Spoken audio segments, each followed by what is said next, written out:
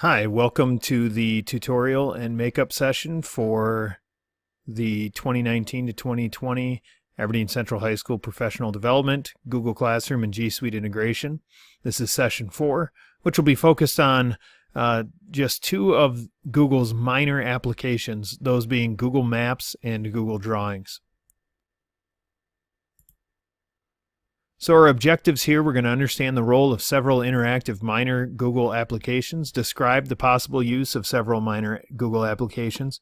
We're going to create several interactive minor Google applications, and then we're going to reflect on the implementation of several minor Google applications.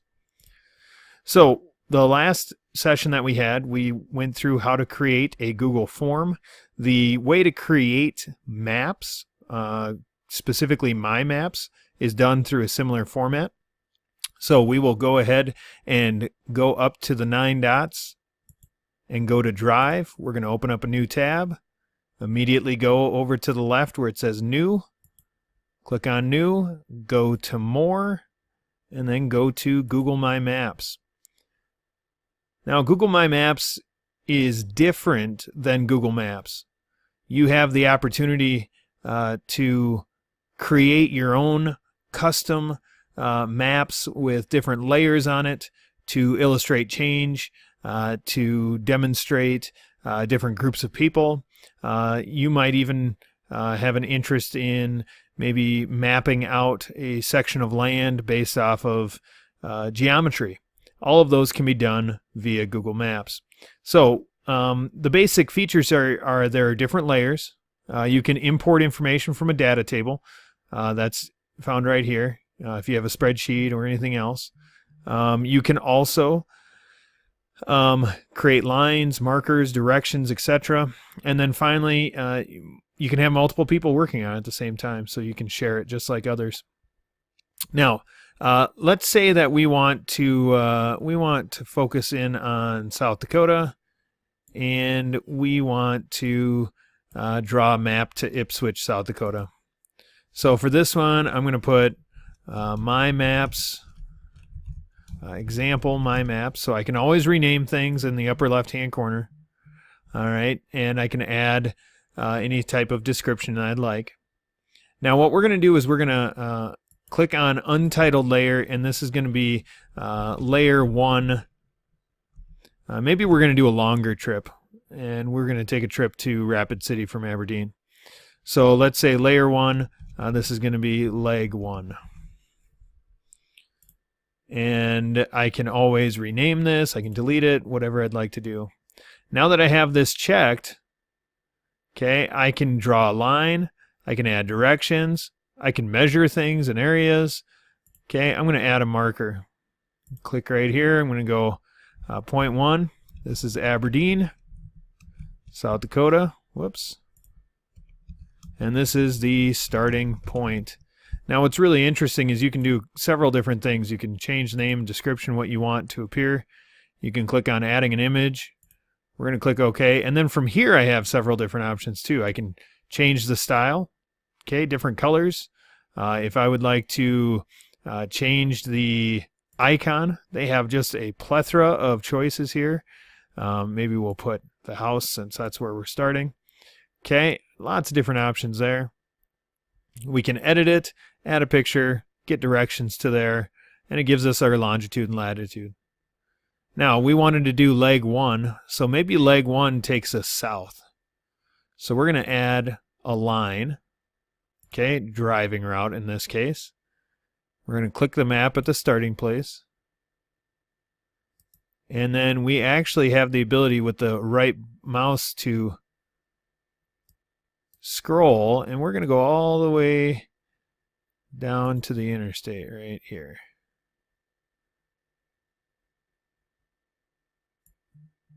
Okay.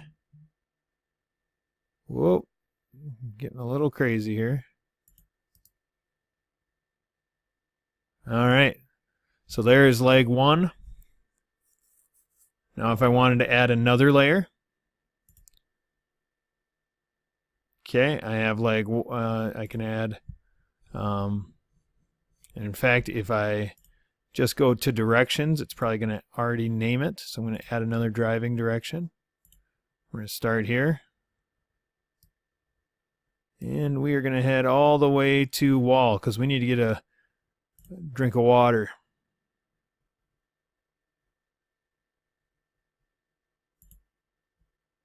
Okay. Now you'll see that, I'm not overly familiar with Google Maps. I've used it a couple of times. I'll show you an example of that. But you can always delete these extra layers. I've added a couple here that probably are not needed at this point because I have these other layers that are creating it. Now I could plan out a large trip. This might be useful for a personal finance project. It might be useful for some sort of business course. It might be useful for geometry, as stated earlier, or geography or economics. Okay, and I could get very specific with where I want my point to end. In this case, you'll see that I can change exactly where I want it to go, and I can continue to add. Now, another thing that I can do is I can add a layer, and I can draw a line. So let's say I wanted to add a layer here, and this layer is maybe we're in ecology class or biology class, and we're watching the migration habits at Sand Lake Wildlife Refuge north of Aberdeen. So we're going to look at migration habits of bald eagles. Now, I haven't done a huge amount of background for this particular example, but I do know that Sand Lake Wildlife Refuge is right here. Okay, now what I can do is I can go draw a line, and then I'm just going to add a shape. And I can get pretty meticulous with this shape. Okay, but for right now, I'm just going to go ahead and draw it as accurately as I can. You can spend a lot of time. You can zoom in. You can get more accurate with it then. Okay, now I have my shape here. I'm going to say that this is Sand Lake Wildlife Refuge. I'm going to click Save here. And then you're going to notice I have several options again. Here I can actually change the transparency of it. I can change the border width, so if I want it to look a little bit thicker, I can also change the color. And it gives me the amount of square miles that are covered as well as the border coverage. So what, is that? Now this might be really useful if you're going to create some sort of project in your community. And you would be able to then insert pictures and videos from your students. And the neat thing about this is if I zoom out, I have all of my different layers, and I can click to add them or subtract them. Okay, so I can add my directions, I can have my Sand Lake Wildlife Refuge on there, I can take it off. And this might be useful for maybe a timeline and historical events. You might be able to list them that way. If we look at distances, I can click and drag down. It's going to tell me how far of a distance that is.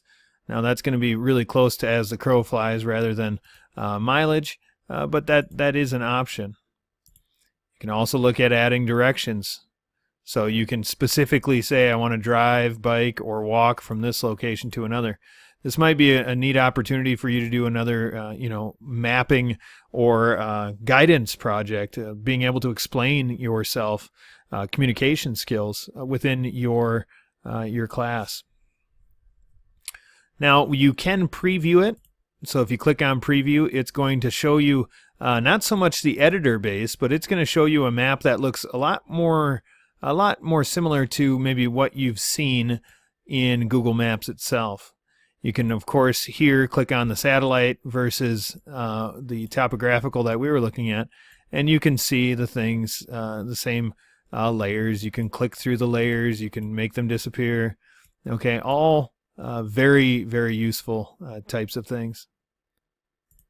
So let's move on and let's create a drawing. So I'm going to exit out of my two tabs here. Again, with Google, it saves automatically. I'm going to go back to Drive.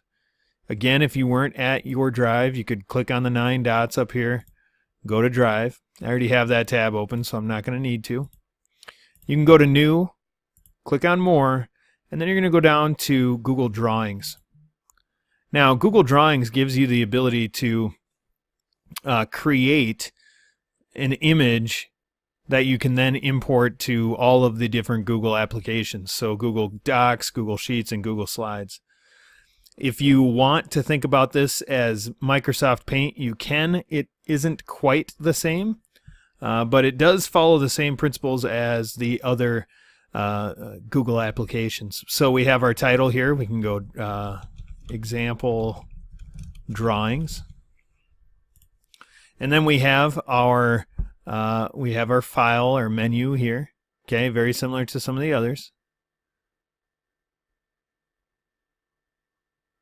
We also have formatting types of things. We can create coloring. We can change coloring, and I'll show you that in just a second. You can add borders. Maybe to show off the capabilities here, I will upload an image from the web.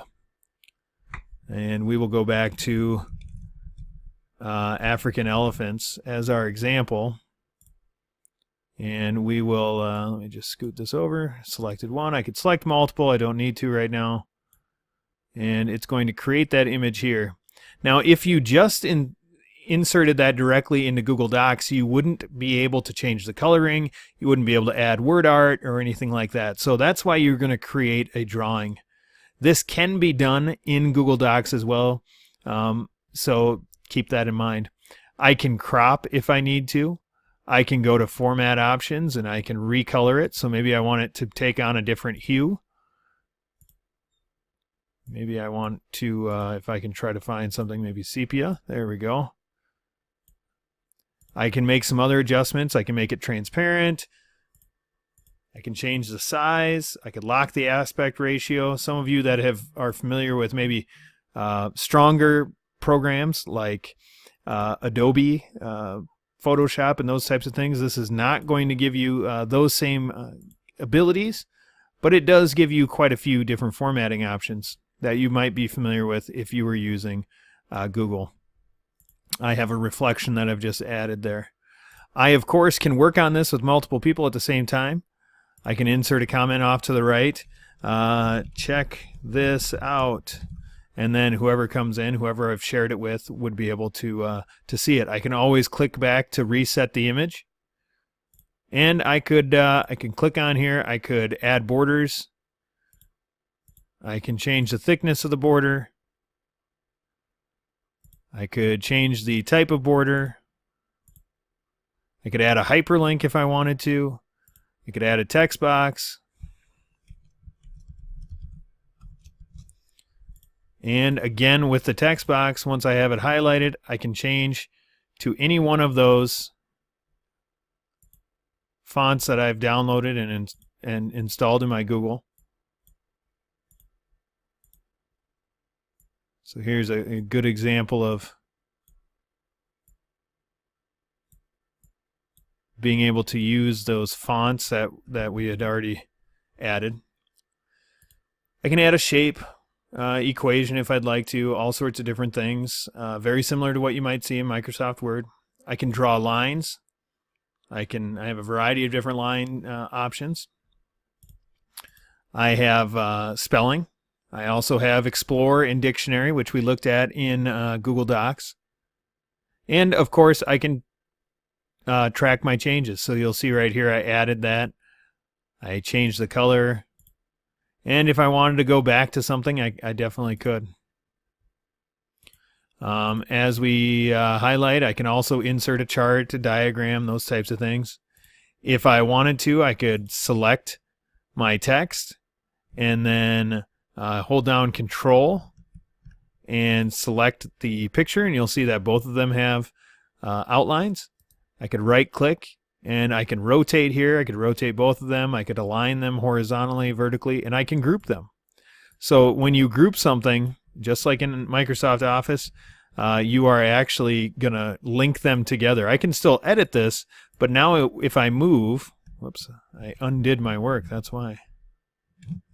So let's go back. Let's re-link this up. Ungroup it and group it. There you go. And you'll see that It's linked together. It's always going to move wherever I want it to. We can also, if we wanted this to go to the back, we could right-click on here.